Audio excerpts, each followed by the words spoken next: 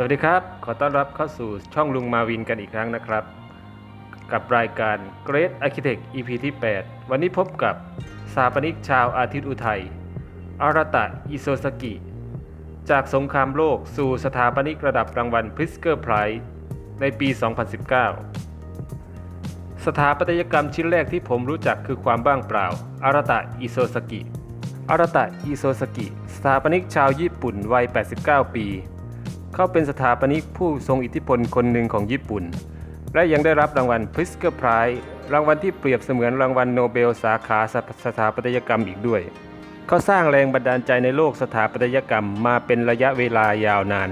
แม้เขาจะมีอิทธิพลต่อการออกแบบแต่กลับมีแนวคิดที่เป็นปัจเจกไม่ตามกระแสใดๆผลงานของเขาแต่ละชิ้นนั้นแตกต่างและไม่เหมือนใครหนึ่งในคณะกรรมการ Pritzker Prize กล่าวเอาไว้อาราตะ อิโซซากิเกิดที่เมืองโออิตะประเทศญี่ปุ่นในปี 1931 เมื่อเขาอายุได้ 12 ปีก็เป็นช่วงเวลาเดียวกันกับที่สงครามโลกได้บังเกิดขึ้นซึ่งมีการทิ้งระเบิดปรมาณูที่เมืองฮิโรชิมาและเมืองนางาซากิจึงทำให้บ้านเรือนและอาคารต่างๆและเมืองเกิดของเขาถูกทำลายไปจนหมดสิ้นในตอนที่ระเบิดปรมาณูถูกปล่อยทุกอย่างพลันหายไปหมดผมต้องเติบโตในสภาวะแวดล้อมที่ไม่เหลืออะไรเลยไม่มีสถาปัตยกรรมไม่มีบ้านเรือนไม่มีเมืองบรรยากาศรอบตัวผมมีเพียงแค่ค่ายทหารและที่พักอาศัยชั่วคราวเท่านั้นอาราตะ อิโซซากิได้กล่าวถึงชีวิตในวัยเด็กของเขาจากเหตุการณ์ในตอนนั้นทำให้อาราตะ อิโซซากิสนใจด้านสถาปัตยกรรมเขาจึงตัดสินใจเข้าศึกษาต่อปริญญาตรีที่ University of Tokyo คณะวิศวกรรมศาสตร์และสถาปัตยกรรมศาสตร์ในช่วงเรียนมหาวิทยาลัยเขามีโอกาสได้เรียนกับเคนโซ ทาเงะสถาปนิกผู้โด่งดังในการออกแบบสไตล์เมตาบอลิซึมและเมื่อเขาสำเร็จการศึกษาในปี 1954 เขาก็ได้ร่วมงานกับเคนโซ ทาเงะจนกระทั่งปี 1963 เขาจึงลาออกจากบริษัทและก่อตั้งออฟฟิศของตัวเองในชื่ออาราตะ อิโซซากิ and Associates และนั่นซึ่งถือเป็นการเริ่มต้นในการเป็นสถาปนิกอย่างเต็มตัวของอาราตะ อิโซซากิในชีวิตการเป็นสถาปนิกกว่า 60 ปีก็สร้างงานสถาปัตยกรรมกว่า 100 อาคารทั่วโลกไม่ว่าจะเป็นในเอเชียยุโรปอเมริกาหรือแม้แต่ออสเตรเลียทุกโปรเจกต์นั้นล้ำสมัยและไม่เหมือนกันสะท้อนให้เห็นถึงการเปลี่ยนแปลงที่สดใหม่ของเขาอยู่เสมอและมากไปกว่านั้นเขายังเป็นสถาปนิกญี่ปุ่นคนแรกที่ผสานเรื่องราวสถาปัตยกรรมตะวันออกและตะวันตกได้อย่างลึกซึ้งเขาประยุกต์ความรู้ทั้งทางด้านประวัติศาสตร์ทฤษฎีสถาปัตยกรรมและวัฒนธรรมลงไปในงานออกแบบของเขาเองแม้ประเทศญี่ปุ่นหลังสงครามโลกจะได้รับการปลดปล่อยจากพันธมิตรแต่ญี่ปุ่นก็ยังได้รับผลกระทบจากสงครามอยู่จึงถือเป็นช่วงเวลาของการเปลี่ยนแปลงและปรับตัวครั้งใหญ่วิธีแก้ไขปัญหาที่ดีที่สุดสำหรับอาราตะ อิโซซากิคือการปรับตัวตามการเปลี่ยนแปลงตลอดเวลาเพราะด้วยการแก้ไขปัญหาเพียงวิธีเดียวนั้นไม่สามารถแก้ไขและพัฒนาเมืองได้ด้วยวิธีคิดเช่นนี้จึงทำให้เขามีรูปแบบงานที่แตกต่างกันอย่างสิ้นเชิงลักษณะงานออกแบบของเขาคือการผสานสไตล์เมตาบอลิซึมและบูทาริซึมเข้าด้วยกันเมตาบอลิซึมคือการออกแบบสถาปัตยกรรมในอนาคตโดยเขาศึกษารูปแบบนี้จากการเรียนที่มหาวิทยาลัยและเริ่มทำงานกับเคนโซ ทาเงะส่วนบูทาริซึมเป็นการออกแบบที่มักจะใช้รูปทรงเลขาคณิตและการออกแบบขนาดใหญ่แสดงให้เห็นถึงสัจจะวัสดุและมีรายละเอียดซ้ำๆอย่างเช่นงานของเขาโออิตะ Prefectural Library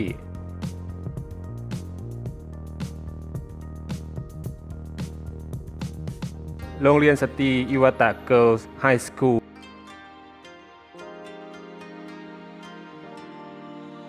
ฟุกุโอกะ ซิตี้แบงค์หนึ่งในผลงานที่มีชื่อเสียงของอาราตะ อิโซซากิคือ City in the Air หรือการวางผังเมืองในอนาคตของเขตชินจูกุประเทศญี่ปุ่นเป็นการออกแบบเส้นทางคมนาคมบ้านพักอาศัยและอาคารต่างๆให้ลอยตัวขึ้นเหนือเมืองชินจูกุในปัจจุบันถึงแม้โปรเจกต์นี้จะไม่ได้รับการสร้างขึ้นจริงแต่แนวคิด นี้ในสมัยนั้นถือเป็นก้าวแรกของการพัฒนาสังคมเมืองญี่ปุ่นให้ทันสมัยมากขึ้นและยังเป็นโปรเจกต์ที่ทำให้อาราตะอิโซซากิได้วางผังเมืองในเมืองต่างๆทั่วโลกอีกด้วยและผลงานที่โดดเด่นอื่นๆของเขาก็ได้แก่ Expo 70 Festival Plaza เมืองโอซาก้าพิพิธภัณฑ์ศิลปะ Museum of Modern Art เมืองกุนมะพิพิธภัณฑ์ Museum of Contemporary Art ลอสแองเจลิสและพิพิธภัณฑ์คิตาเคียวชุ Municipal of Museum of Art เมืองฟุกุโอกะผลงานส่วนมากของเขามักจะมาจากประสบการณ์ในวัยเด็กโดยแสดงให้เห็นถึงความโหดร้ายของสงครามขึ้นอย่างชัดเจน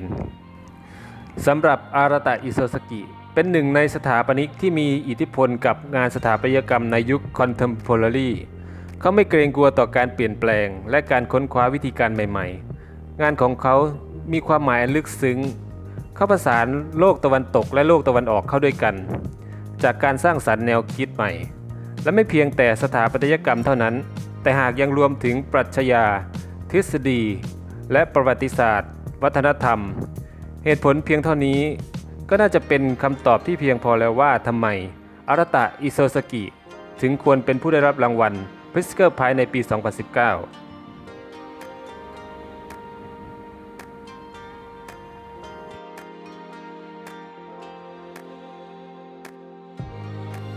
คำว่าเมตาบอลิซึมอธิบายถึงกระบวนการรักษาเซลล์ของสิ่งมีชีวิตสถาปนิกหนุ่มชาวญี่ปุ่นหลังสงครามโลกครั้งที่ 2 ใช้คำนี้เพื่ออธิบายความเชื่อของพวกเขาเกี่ยวกับวิธีการออกแบบอาคารและเมืองโดยเรียนแบบสิ่งมีชีวิตการบูรณะเมืองในญี่ปุ่นหลังสงครามทำให้เกิดแนวคิดใหม่ๆเกี่ยวกับอนาคตของการออกแบบเมืองและพื้นที่สาธารณะสถาปนิกและนักออกแบบด้านการเผาผลาญเชื่อว่าเมืองและสิ่งปลูกสร้างไม่ใช่หน่วยงานที่หยุดนิ่งแต่มีการเปลี่ยนแปลงอยู่ตลอดเวลาเป็นแบบอินทรีย์ที่มีการเผาผลาญโครงสร้างหลังสงครามที่รองรับการเติบโตของประชากรคิดว่ามีอายุการใช้งานที่จำกัดและควรได้รับการออกแบบและสร้างขึ้นเพื่อทดแทนสถาปัตยกรรมที่ออกแบบโดยเมตาบอลิซึมสร้างขึ้นจากโครงสร้างพื้นฐานที่มีลักษณะคล้ายกระดูกสันหลังซึ่งมีชิ้นส่วนที่คล้ายเซลล์สำเร็จรูปที่ถอดเปลี่ยนได้ติดตั้งได้ง่ายและถอดออกได้ง่ายเมื่ออายุการใช้งานสิ้นสุดลงบูทาลิซึมคือการอธิบายงานสถาปัตยกรรมคอนกรีตเปื่อยที่มีมากขึ้นเรื่อยๆและยังกล่าวกันว่าคำว่าบูทาลิซึมนั้นมาจากภาษาฝรั่งเศสคือเบตองบรูซซึ่งแปลว่ารอคอนกรีตบูทาลิซึมอาร์คิเทคเจอร์ในความเข้าใจของคนทั่วไปจึงหมายถึงสถาปัตยกรรมที่แสดงตัวตนผ่านคอนกรีตเปื่อยมีรูปลักษณ์ที่ใหญ่โตและมักจะเป็นอาคารที่มีหน้าที่สำคัญของเมืองไม่ว่าจะเป็นอาคารราชการอาคารพักอาศัยรวมหรืออาคารสาธารณะต่างๆโดยผู้ที่เริ่มใช้คำว่าบูทาลิซึมว่ากันว่าก็คือเรเนอร์เบนแฮมนักวิจารณ์สถาปัตยกรรมชาวอังกฤษครับและนี่คือทั้งหมดของรายการ Great Architect EP ที่ 8 กับอาราตะอิโซซากิสถาปนิกชาวอาทิตย์อุทัยและก่อนจากกันไปก็อย่าลืมช่องทางการติดตามของช่องลุงมาวินนะครับช่วยกันกดไลค์กด Subscribe ให้กับช่องของลุงด้วยนะครับเพื่อเป็นกำลังใจในการทำคลิปต่อๆไปนะครับและพบกันใหม่ EP หน้าครับกับรายการ Great Architect สำหรับวันนี้สวัสดีครับ